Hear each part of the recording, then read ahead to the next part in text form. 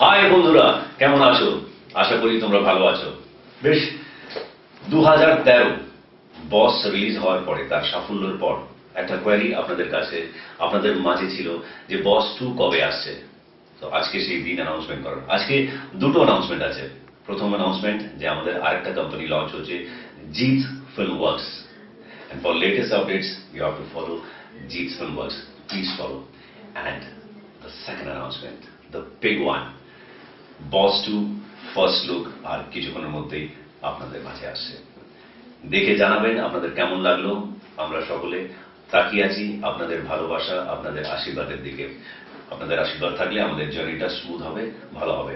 ভালো থাকবেন। Cheers and enjoy the first look of Boss 2, and please don't forget to give your feedback.